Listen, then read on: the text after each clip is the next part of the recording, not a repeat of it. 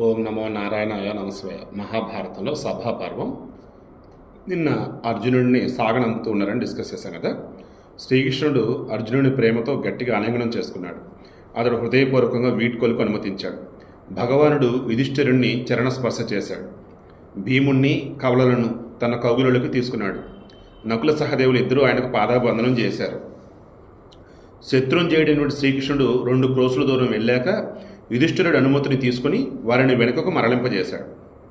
So మనతో పాటు ఎవరైనా వస్తున్నప్పుడు ఇక నేను వెళ్తాను మీరు పోండి అని అనకూడదు. లైక్ ఎలాగంటే మీరు అనుమతిస్తే ఇక నుంచి నేను వెళ్తాను అంటే మీరు ఇక నుంచి వెనక్కి వెళ్ళొచ్చు, నేను ముందుకు వెళ్తానని అర్థం. అది ఎలాగా? నాకు ఇక్కడ వరకు వచ్చున్నారు కదా, మీరు అనుమతిస్తే ఇక నుంచి నేను ఒక్కడనే వెళ్తాను. ఇది మాట్లాడే విధానం. నేను కూడా నాకు ఎవరన్నా సరే నచ్చలేదన్నా, లేదు నేను కొంచెం దూరంగా పెట్టాలన్నా, ఇక నుంచి నేను ఒంటరిగా ఉండాలన్నా, ఇప్పటివరకు నాకు చాలా హెల్ప్ చేశారు, మీరు ఓకే అంటే ఇక నుంచి నేను ముందుకు వెళ్తా. మీలాంటి వారితో నాలాంటి వాడు ఉన్నట్టు కరెక్ట్గా దానికి దూరంగా పోతా. లైక్ ఈవేలో మాట అనేది చాలా అందంగా ఉండాలండి. ఎదుటివాడు కూడా మెచ్చుకునేటట్టు వాళ్ళ మాట. అది ఇదిగో మహాభారతంలో ఇటువంటి చాలా ఉంటాయి, నేర్చుకోండి. ఖచ్చితంగా వీడియోని మీ ఇంట్లో పిల్లలకు చూపించండి. ఇటు వినటమే కాబట్టి ఖచ్చితంగా వినండి. జస్ట్ అటు పెట్టేసిన ఏదో పని చేస్తున్నా సరే వినండి. ఇక ధర్మజుని పాదలను ధర్మవిధుడైనటువంటి కృష్ణుడు పట్టుకున్నాడు. యుధిష్ఠిరుడు ఆ పరమాత్మను లేవదీసి శిరస్సు మూర్కొని 2 చేతులు పట్టుకుని శిరస్సు వంచి వెళ్ళిరండి అని అనుమతించాడు. పిమ్మట పరమాత్మ వారితో మరలా వస్తానని చెప్పి పాదచారులుగా వస్తున్న నగరవాసులను పాండవులను ప్రేమానురాగాలతో నివారించి ఇంద్రుడు అమరావతికి వెళ్ళినట్లుగా ద్వారక నగరాన్ని చేరాడు. పాండవులందరూ తమ దృష్టికి కనపడే వరకు అతని రథం వైపే చూస్తూ వెనుదిరిగి వెళ్ళారు.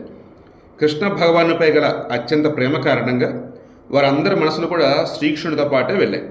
ఇంతవరకు కేశవుని దర్శించినా వారికి సంతృప్తి కలగలేదు. నయనాభిరాముడైన భగవంతుడు కృష్ణ పరమాత్మని ఎంత చూసినా తనివి తీరలేదు.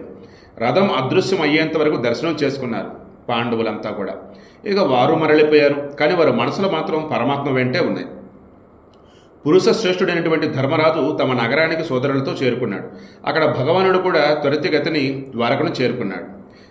సాత్వత వంశీయుడు వీరుడు అయినటువంటి సాత్యకి రథంపై శ్రీకృష్ణుని వెనుక వస్తూ ఉండగా దారుకుడు సారథిగా రథాన్ని నడుపుతుంటే వీరిద్దరి మధ్య దేవకీ నందనుడు గరుత్మంతుడిలాగా ప్రకాశిస్తూ ద్వారక నగరాన్ని చేరాడు.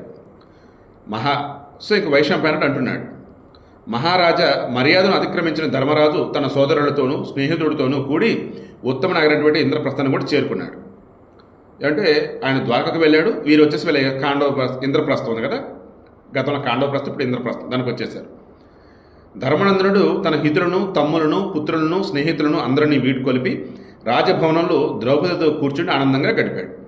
ఇక్కడ కేశవుడు కూడా సంతోషంతో ద్వారకాపురాన్ని ప్రవేశించాడు. ఉగ్రసేనుడు మొదలగు యాదవ శ్రేష్ఠులందరూ కూడా శ్రీకృష్ణుడిని సన్మానించారు. కమలా నయనుడైనటువంటి శ్రీకృష్ణుడు అంటే తామర కంటే పద్మంలాగా కన్నులు ఉంటాయన్నట్టు. శ్రీకృష్ణుడు ఉగ్రసేన మహారాజుకు ముదుసలి తండ్రి అయినటువంటి వసుదేవునికి కీర్తిమంతుడైనటువంటి తల్లికి నమస్కరించాడు. పిమ్మట జనార్దనుడు ప్రద్యుమ్నుణ్ణి, సాంబుణ్ణి, నిశటుణ్ణి, చారుదేష్టుణ్ణి, గదుని, అనిరుద్ధుణ్ణి, భానుడు మొదలగు కుమారులందరినీ స్నేహపూర్వకంగా ఆలింగనం చేసుకున్నారు.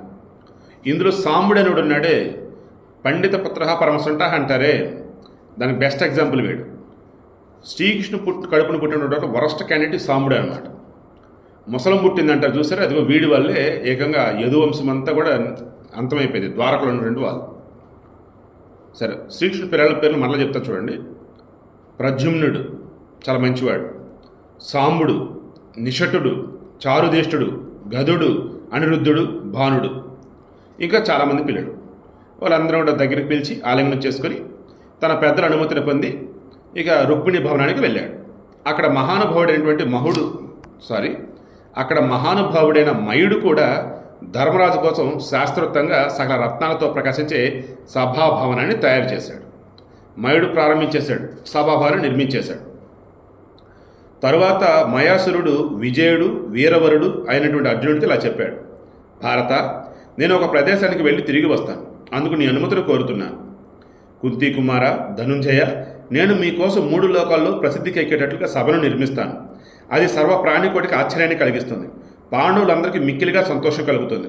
పూర్వకాలంలో రాక్షసులు కైలాస పర్వతానికి ఉత్తర దిశలో ఉన్నటువంటి మైనాక పర్వతం పైన యజ్ఞాన్ని చేయాలని అనుకున్నారు. ఆ సమయంలో నేను విచిత్రమైనటువంటి అందమైన మణిమయ భాండాన్ని తయారు చేశాను. దాన్ని బిందు సరస్సు సమీపంలో సత్యసంధుడైనటువంటి వృషపర్వ మహారాజు యొక్క సభలో ఉంచాను. ఆ భాండం ఇప్పటి వరకు అక్కడ ఉన్నట్లయితే దానిని తీసుకొని వస్తాను. దానితో పాండు నందనుడైనటువంటి ధర్మరాజుకు కీర్తిని కలిగే విధంగా సభను నిర్మిస్తాను. సకల రత్నాలతో అలంకరింపబడి విచిత్రమై మనసుకు ఆనందం కలిగించే భయంకరమైన గద కూడా ఒకటి బిందు సరోవరంలో ఉంది.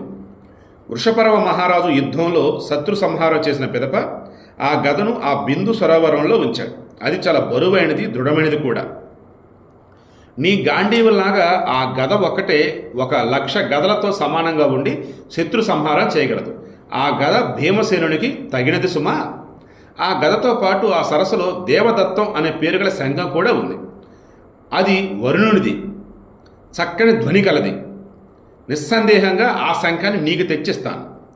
ఆ విధంగా అర్జునునితో చెప్పినటువంటి మయుడు ఈశాన్య దిశలో ఉన్నటువంటి కైలాస పర్వతానికి ఉత్తరంగా ఉన్నటువంటి మైనాక పర్వతం దగ్గరకు వెళ్ళాడు.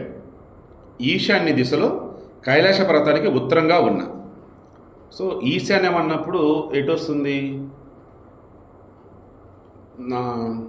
నార్త్, ఇది వచ్చేసి తూర్పు ఉత్తరంల మధ్య ఈశాన్యం. ఇక్కడ ఏమంటున్నాడు? ఈశాన్య దిశలో కైలాస పర్వతానికి ఉత్తరంగా. సో కైలాస పర్వతం ఉంది కదా, దానికి ఉత్తరంగా అంటే ఇంకా కైలాస పర్వతం దాటి వెళ్ళాలా. అక్కడ బిందు సరోవరం అని చెప్పేసి ఒక సరస్సు ఉంది. ఆ బిందు సరస్సులో వృషపర్వ మహారాజు యొక్క సభ ఉంది. అందులో ఈ గద కానీ అండ్ మణిమయ భాండం కానీ ఇవన్నీ ఉన్నాయన్నట్టు. ఇక అక్కడ గొప్ప గొప్ప మనులతో కూడా హిరణ్య శృంగం అనే పర్వతం కూడా ఉంది. బిందు సరస్సు అనే అందమైన సరస్సు ఉంది. భగీరథుడు గంగను దర్శించుకోవాలని అనేక సంవత్సరాలు తపస్సు చేస్తూ అక్కడ నివసించాడు. అక్కడ సర్వప్రాణికోటికి అధిపతి, మహాత్ముడైన ప్రజాపతి ముఖ్యములైనటువంటి 100 యజ్ఞాలను చేశాడు. అక్కడ మణిమయాలైనటువంటి యూపస్తంభాలు, విశాలమైన యజ్ఞశాలలు ఉన్నాయి. అవన్నీ అందంగా చేయబడ్డాయి. కానీ శాస్త్ర ప్రకారం కానీ సిద్ధాంతాన్ని అనుసరించి కానీ చేయలేదు. అయినా సహస్ర లోచనుడైన సచీపతి అక్కడ యజ్ఞం చేసి సిద్ధిని పొందాడు. సమస్త లోకాలను సృష్టించిన వాడు, సమస్త ప్రాణికోటికి అధిపతి, భయంకర తేజోవంతుడు, సనాతన దైవమైనటువంటి బ్రహ్మదేవుడు ఆ బిందు సరోవరంలో ఉండి అందరి చేత సేవింపబడ్డాడు. 1000 యుగాల పర్యంతం అక్కడ నరనారాయణుడు, బ్రహ్మదేవుడు, యమధర్మరాజు, మహాదేవుడు ఈ 5గురు యజ్ఞాలు చేశారు. ధర్మాన్ని రక్షించడం కోసం భగవంతుడైనటువంటి వాసుదేవుడు అక్కడ అనేక సంవత్సరాలు నిరంతరం శ్రద్ధతో యజ్ఞం చేశాడు. ఆ యజ్ఞంలో సువర్ణమాలలతో అలంకరింపబడినటువంటి స్తంభాలు, మిక్కిలిగా ప్రకాశించే యజ్ఞ వేదికలు, వేలు లక్షలు దానం చేశాడు. మహారాజా, మయాసురుడు బిందు సరోవరానికి వెళ్ళి గదను, శంఖాన్ని, సభా నిర్మాణానికి కావాల్సినటువంటి స్ఫటికాలని, మణిమయ ద్రవ్యాలను తీసుకున్నాడు. అవన్నీ పూర్వం వృషపర్వుని ఆధీనంలో ఉన్నవి. ఎంతోమంది రాక్షసులు, సేవకులు మహానిధిని కాపాడుతున్నారు. మయుడు అక్కడికి వెళ్ళి ఆ నిధిని అంతటిని తీసుకున్నాడు. అక్కడ వస్తువులను అన్నింటిని కూడా తీసుకొని వచ్చి మయుడు సాటి లేని భవనాన్ని తయారు చేశాడు. అది ముల్లాకాలలో కూడా ప్రసిద్ధికెక్కే దివ్య భవనం, మనులతో ప్రకాశిస్తూ సుందరంగా ఉన్నటువంటి భవనం. వాట్ నెక్స్ట్ రేపు డిస్కస్ చేద్దాం.